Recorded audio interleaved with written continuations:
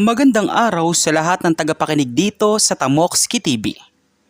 Ang kwento natin ngayon ay tungkol sa isang simpleng matandang lalaki na sumakay ng barko patungo sa kanyang tahanan. Ngunit hindi niya alam na ang isang aksidente sa dagat ay magbubukas ng mga lihim na matagal nang itinatago.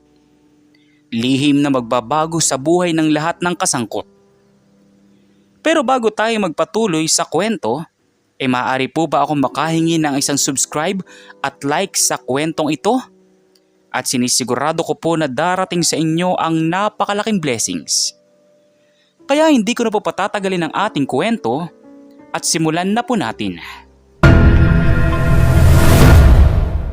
Ito ay isang maulap na umaga sa daungan ng Maynila. Ang barkong MV Maharlika ay handang umalis patungo sa probinsya ng Visayas. 2 araw na biyahe sa dagat. Maraming pasahero ang nagmamadaling pumasok sa barko. Ilan ay mga manggagawa na uuwi sa kanilang pamilya. Ilan ay mga turista at isa na lang ang hinihintay para makapagsimula na ang paglalayag. Paalam po sir, huli na po kayo. 1 minuto na lang po bago tayo umalis. Ang huli pang pasahero ay isang matandang lalaki na may kulay abong buhok at bigote. Ang kanyang mga mata ay puno ng kalungkutan. Ngunit may liwanag din na para bang naghihintay ng isang bagay na mahalaga. Nakasuot siya ng luma ngunit maayos na damit. Puting polo, dilaw na pantalon at isang lumang bayong na kanyang hawak. Pasensya na ho anak. Medyo nahirapan akong maglakad dahil sa aking tuhod. Salamat ho sa paghihintay. Sabi ng matandang pasahero na si Mang Daniel. Inalalayan siya ng barko clerk papunta sa kanyang kwarto. Isang maliit na kwarto sa ilalim ng barko. Malapit sa lugar ng mga tauhan. Hindi siya nagreklamo kahit na makipot at mainit ang lugar. Nagpasalamat pa siya at ibinigay pa ang kanyang huling barya sa clerk bilang pasasalamat. Hindi na po kailangan sir. Basta po mag-ingat kayo dito sa loob. Kung kailangan nyo po ng anuman, hanapin nyo na lang po kami sa deck o sa opisina ng tauhan. Mga 1 oras matapos umalis ang barko sa daungan. Nagsimula nang umalon ang dagat. Ang ilang pasahero ay nagsimulang makaramdam ng pagkahilo. Kaya naman nagtungo sila sa deck para huminga ng sariwang hangin. Si Mang Daniel naman ay tahimik lang sa kanyang kwarto. Tinitingnan ang isang lumang litrato na kinuha niya mula sa kanyang bayong. Sa litrato ay isang batang lalaki na nakasuot ng uniforme ng seaman. Nakangiti at hawak ang isang maliit na barkong laruan. Alam mo ba anak, hinihintay kita ng maraming taon. Sabi mo sa akin noon, uuwi ka pagkatapos mong makapagtapos ng pag-aaral at makapagtrabaho bilang seaman. Ngunit hindi ka na bumalik. Hindi ka na bumalik sa akin. Sabi ni Mang Daniel sa kanyang sarili. Habang siya ay naiiyak at binibigkis ang litrato, biglang may kumatok sa pintuan ng kanyang kwarto. Binuksan niya ito at nakita ang isang batang seaman na mukhang galit at pagod. Hoy! Ikaw ba itong nag-iiwan ng mga kalat sa labas ng kwarto mo? Hindi pwede yan dito sa barko. Kailangan malinis lagi ang lugar para hindi tayo magkasakit. Sabi ng seaman na si Jomar. Paumanhin po. Hindi ko sinasadya. Baka naman nahulog lang ang ilan sa mga gamit ko habang ako'y nag-aayos. Titignan ko na lang po at lilinisin ko. Hindi pa natatapos si Mang Daniel ay biglang hinawakan siya ni Jomar sa braso at itinulak papunta sa labas ng kwarto. Dahil sa lakas ng pagtulak at sapagkat mahina siya, nawalan siya ng balanse at natumba sa sahig. Ang kanyang bayong ay nahulog at ang mga laman nito ay ilang piraso ng damit, isang lata ng dilata at ang lumang litrato ay kumalat sa sahig. Huwag kang magsalita ng marami. Alam mo bang mahirap ang trabaho namin dito? Hindi kami pwedeng maglinis ng mga kalat ng mga pasahero araw-araw. Umalis ka nga rito at huwag kang magdulot ng abala. Inignora ni Jomar ang pagmamakaawa ni Mang Daniel na kunin muli ang kanyang mga gamit. Tinulak pa niya ito papunta sa hagdan na patungo sa dek ng barko. Ang dagat ay mas lalong umalon ngayon at ang hangin ay umaalingaw-ngaw sa paligid. Habang naglalakad sila papunta sa labas, nakita sila ng isa pang seaman na kaibigan ni Jomar. Jomar, anong ginagawa mo dyan? Bakit mo hinahawakan ng matandang pasahero na yon? Huwag kang makialam, Rico. Itong taong to, nagdudulot ng abala sa amin. Kailangan niyang matuto ng leksyon para hindi na siya gumawa ng gulo. Nang makarating sila sa deck, mas lalong lumakas ang hangin at ang alon ay tumatawas na sa gilid ng barko. Habang sinusubukan ni Mang Daniel na humingi ng tawad at sabihin na hindi niya sinasadya ang mga nangyari, biglang may malaking alon na tumama sa barko. Nagulat si Jomar at hindi napigilan na mas lalong itulak si Mang Daniel. At sa isang iglap, nahulog ang matandang lalaki sa dagat. Jomar, anong ginawa mo? Nahulog siya sa dagat! Hindi ko sinasadya. Hindi ko alam na ganun kalakas ang alon. Hindi ko sinasadya. Ang mga pasahero at tauhan ng barko ay napahiyaw ng gulat nang makita ang nangyari. Agad silang nagtulungan para kumuha ng life jacket at ibaba ito sa dagat. Ngunit ang alon ay napakalakas at mabilis na inanod si Mang Daniel palayo sa barko. Habang lahat ay nagkakagulo at sinusubukang hanapin siya, biglang may boses na tumigil sa lahat ng ingay.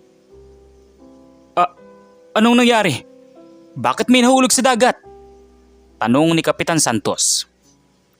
Lahat ay lumingon sa pinagmumula ng boses. Si Kapitan Santos, isang matipunong lalaki na may matitigas na mga mata ngunit puno ng karunungan, ay nakatayo sa itaas ng deck. Nakatingin sa dagat na parang hinahanap ang isang bagay na mahalaga. Si Jomer ay nanginginig na tumayo at hindi makatingin sa mga mata ng kapitan. Kapitan, si Jomar po. Hindi po niya sinadya pero nahulog pa ang matandang pasahero sa dagat. Sinusubukan na po namin siyang hanapin. Sabi ni Rico. Lumapit si Kapitan Santos kay Jomar at tinawakan siya sa balikat. Ngunit sa halip na sumigaw, ang mga mata ng kapitan ay naging mamasa-masa habang nakatingin pa rin sa dagat. Ilunsad na natin ang bangkang pangligtas. Kailangan nating mahanap siya. Kailangan nating mahanap dahil tatay ko pala siya. Lahat ay napahinto at nanigaw ng gulat. Si Jomar ay napaupo sa sahig at hindi makapaniwala sa narinig.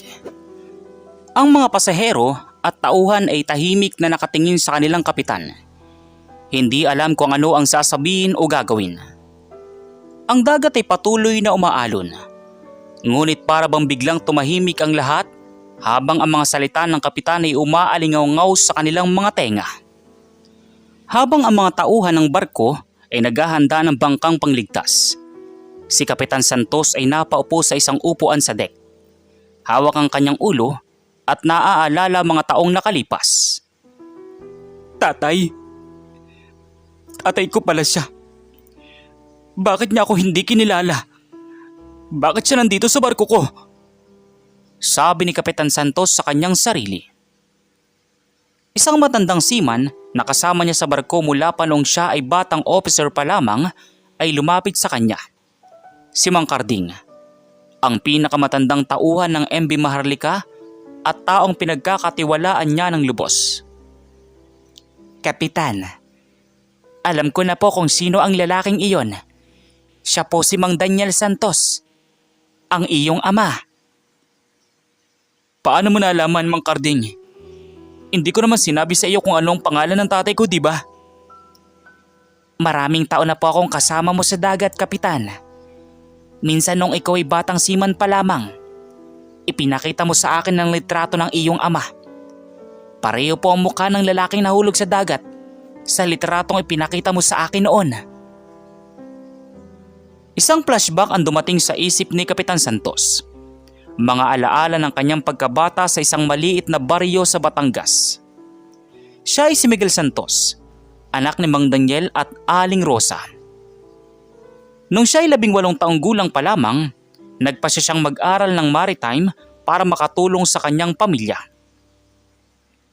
Tatay, nanay, gusto ko hong maging seaman para makapagtrabaho ka sa dagat at makabili tayo ng sarili nating bahay. Bibigyan ko kayo ng magandang buhay. Pangako po. Sabi ni Miguel noong bata pa siya. Salamat anak. Ngunit baka mahirapan ka sa dagat. Baka hindi ka makakauwi ng madalas. Hindi po tatay. Pagkatapos kong makapagtrabaho ng ilang taon, uuwi na ako at hindi na ako aalis pa. Sasamahan ko na kayo palagi. Ngunit pagkatapos niya makapagtapos ng pag-aaral at makakuha ng trabaho bilang seaman, dumating ang isang trahedya sa kanilang pamilya. Namatay ang kanyang ina dahil sa sakit na hindi nila kayang pagalingin dahil sa kakulangan ng pera. Si Mang Daniel ay sobrang lungkot noon at hindi makapaniwala na mawawalan siya ng asawa. Dahil sa kalungkutan, hindi niya na napansin na hindi na nakauwi si Miguel sa mahabang panahon. Kapitan, matapos mamatay ang iyong ina, hindi ka na nakauwi ng ilang taon dahil sa mga trabaho mong kailangan tapusin sa ibang bansa. Sinabi mo sa akin noon na hindi ka makapagpadala ng liham o tawag dahil sa kakulangan ng komunikasyon sa mga lugar na iyong binibisita. Oo, Mang Karding. Nung una akong makauwi matapos ang 3 taon, hindi ko na makita ang tatay ko sa aming bahay. Ang mga kapitbahay ay nagsabi na umalis siya at hindi na bumalik pa. Sinabi nila na baka hindi na niya ako mapatawad dahil hindi ako nakauwi nung namatay ang nanay ko. Habang sila ay nag-uusap, biglang sumigaw ang isa pang tauhan na nakita na nila si Mang Daniel sa dagat. Nakasabit siya sa isang malaking bato na bahagyang nakalantad sa ibabaw ng tubig at sinusubukan niyang humingi ng tulong. Agad na inilunsad ng mga tauhan ang bangkang pangligtas at pinuntahan siya. Si Kapitan Santos ay sumama rin sa bangka. Nanginginig ang mga kamay dahil sa kaba at takot. Kapitan, sasama po ako. Gusto kong tulungan siya. Gusto kong humingi ng tawad sa kanya. Nanginginig na sabi ni Jomar. Tiningnan siya ni Kapitan Santos ng ilang segundo. Pagkatapos ay tumango na lang. Sumakay sila sa bangka at mabilis na pumunta sa lugar kung saan nakita si Mang Daniel. Nang makarating sila doon, nakita nila na ang matandang lalaki ay nangihina na at halos hindi na makahinga. Agad silang lumapit at inalalayan siya pabalik sa bangka. Tatay, tatay ko po kayo. Hindi po ba? Ako po si Miguel. Yung anak na si Miguel. Sabi ni Kapitan Santos habang inaalalayan si Mang Daniel. Tumingin si Mang Daniel sa kanya na mabagal at unti-unting lumabas ang ngiti sa kanyang mga labi. Hinawakan niya ang mukha ni Kapitan Santos gamit ang kanyang matandang kamay. Miguel, anak ko, ikaw nga. Naririnig ko na lang ang boses mo sa aking mga panaginip. Mabilis silang bumalik sa barko at dinala si Mang Daniel sa medisina ng barko. Ang mga pasahero at tauhan ay tahimik na sumusunod sa kanila. Habang si Jomar ay nakatayo sa tabi ng pintuan ng medisina. Hindi makapaniwala sa mga nangyari. Habang ginagamot si Mang Daniel ng barkong doktor, si Kapitan Santos ay nanatili sa kanyang tabi. Hawak ang kanyang kamay at hindi makapigil sa pag-iyak. Mga 2 oras matapos madala si Mang Daniel sa medisina ng barko, gumaling na siya ng kaunti at kayang magsalita na. Si Kapitan Santos ay patuloy na nasa kanyang tabi, habang ang ibang tauhan ay nag-aayos ng kanyang kwarto para mapalipat siya sa mas maganda at maaliwalas na lugar ng barko. Huwag kang umiyak anak. Mabuti na lang at nakita kitang muli. Tatay, bakit hindi mo ako inanap? Bakit umalis ka sa bahay natin? Akala ko po hindi mo na ako mapapatawad dahil hindi ako nakauwi nung mamatay si nanay. Hindi naman iyon totoo anak. Hindi kita masisisi. Alam kong mahirap ang trabaho mo sa dagat. at hindi mo kayang umuwi ng basta-basta. Noong mamatay ang iyong ina, sobrang lungkot ko at hindi ko alam kung paano ako mabubuhay nang wala siya. Kaya naman nagpasya akong maglakbay-lakbay para makalimutan muna ang kalungkutan. Pero hindi ko nakalimutan, Miguel. Araw-araw kitang hinahanap at tinihintay. Ibinigay ni Mang Daniel kay Kapitan Santos ang lumang litrato na kumalat kanina sa sahig ng kwarto. Hawak-hawak ni Kapitan Santos ang litrato habang lalo pang tumutulo ang mga luha sa kanyang mukha. Tatay, itong litratong ito, hindi ko rin ito nakalimutan. Dala-dala ko rin ang kopya nito sa bawat biyahe ko sa dagat. Palagi kitang binabati tuwing kaarawan at Pasko, kahit na hindi kita kasama. Alam ko naman iyon, anak. Nararamdaman ko naman na hindi mo ako nakalimutan. Isang araw, narinig ko sa mga kapitbahay na ikaw na raw ay kapitan ng isang barko, ang MV Maharlika. Kaya naman nagpasya akong sumakay ng barko na ito para makita ka muli. Hindi ko alam kung tatanggapin mo pa ako, pero sinubukan ko. Habang sila ay nag-uusap, biglang pumasok si Jomar sa medisina. Kasama niya si Rico. Nanginginig siya at hindi makatingin sa mga mata ni Mang Daniel at Kapitan Santos. Kapitan, Mang Daniel, gusto kong humingi ng tawad. Hindi ko po alam na siya pala ang tatay ninyo. Hindi ko po sinasadya na itulak siya.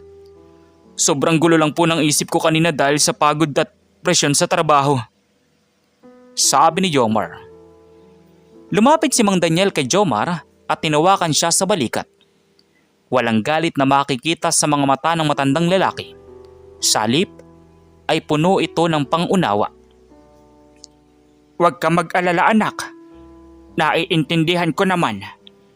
Alam kong hindi madali ang trabaho ninyo sa dagat. Hindi kita sisisihin. Basta't matuto ka na lang sa mga nangyari. At huwag mo nang uulitin pa sa iba. Jomar, alam kong mahirap ang trabaho natin. Pero kailangan nating tandaan na ang mga pasahero ay ating responsibilidad. Dapat nating tratuhin sila ng may respeto. Lalo na mga matatanda. Pero dahil sa paghingi mo ng tawad at sa pagtulong mong hanapin ang tatay ko, ibibigay ko sa iyong pagkakataong magbago. Salamat po, Kapitan. Salamat po, Mang Daniel. Pangako po, hindi ko na po ulitin ang mga pagkakamaling ito. Gagawin ko po lahat para maging mabuting seaman at mapagkakatiwalaang tauhan ng barko. Pagkatapos noon, inayos ni Kapitan Santos ang kwarto ni Mang Daniel sa pinakamaganda at maaliwalas na bahagi ng kwarto. Tabi ng kanyang sariling kwarto. Araw-araw sila nagkukwentuhan habang papalapit na sila sa kanilang destinasyon.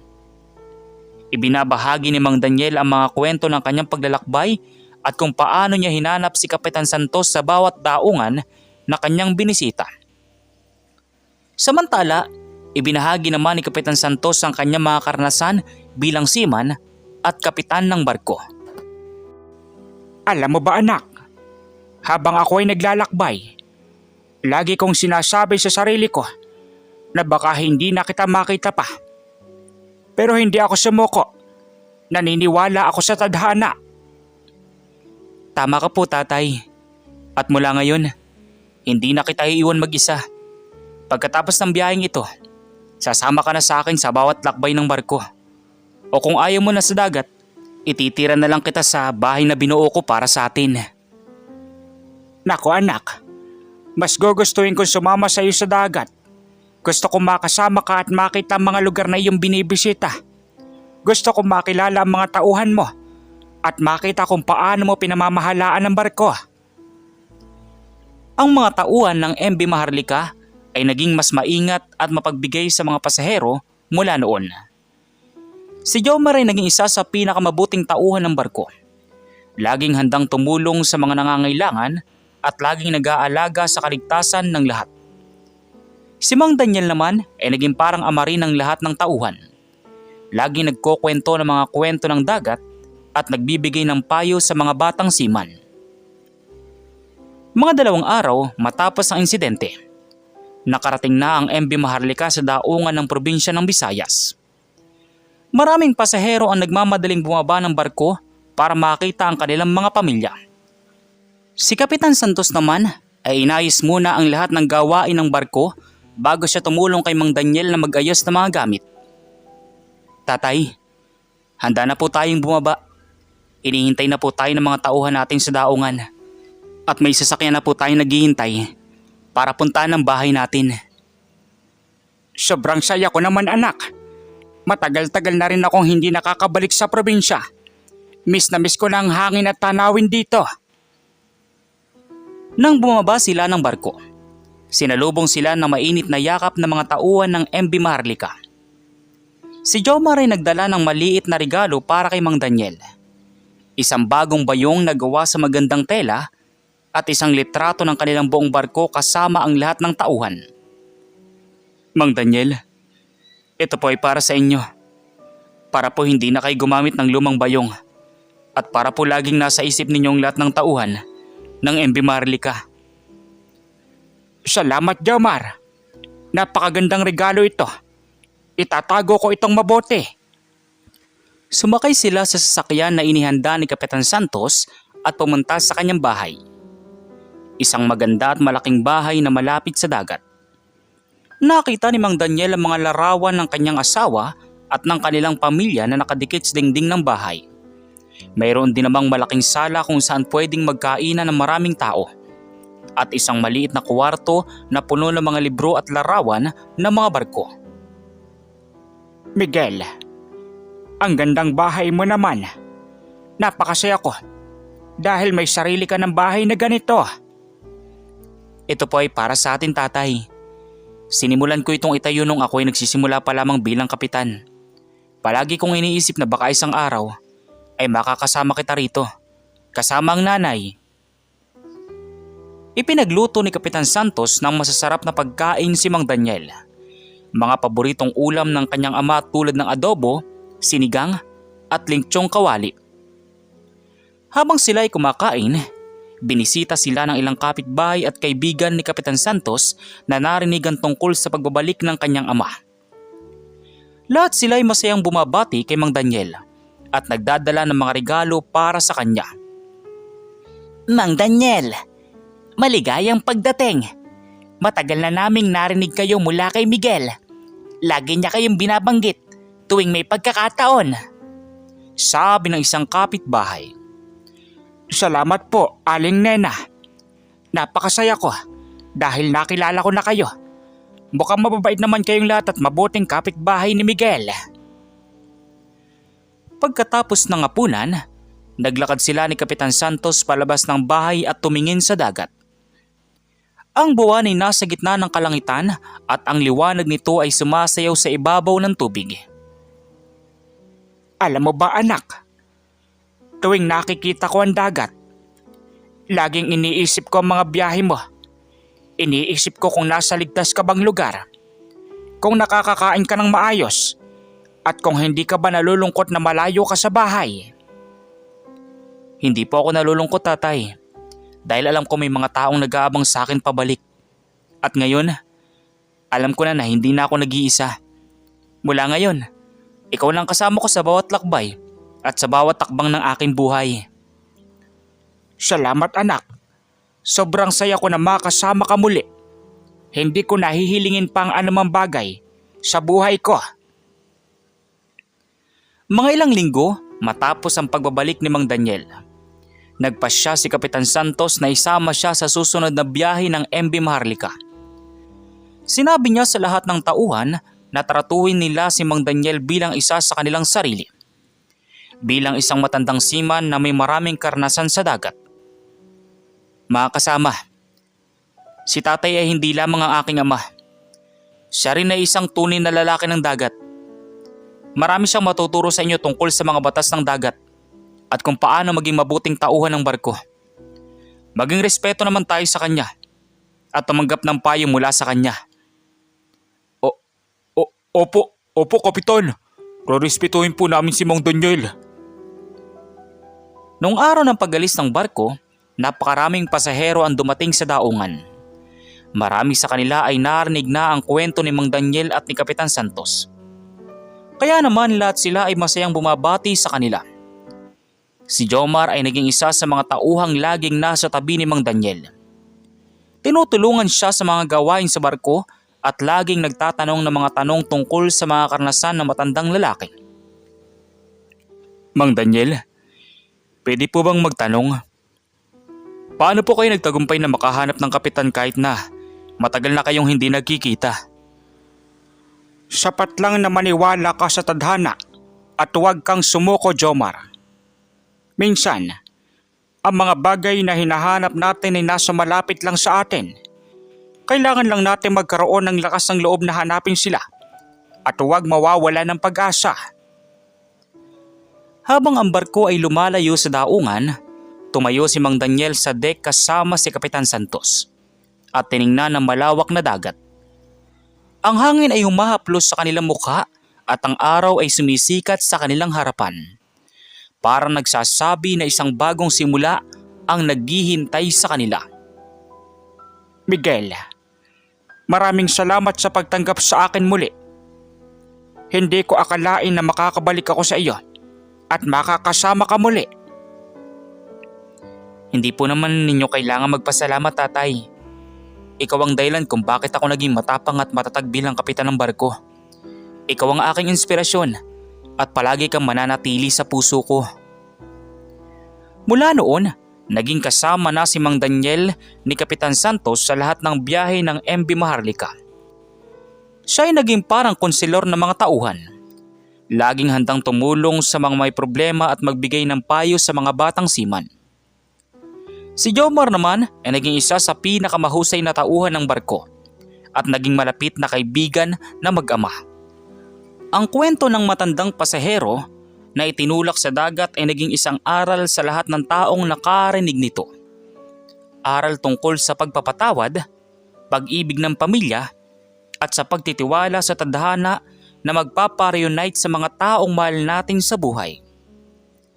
Hindi mahalaga kung gaano kalayo o gaano katagal tayong hindi nagkikita.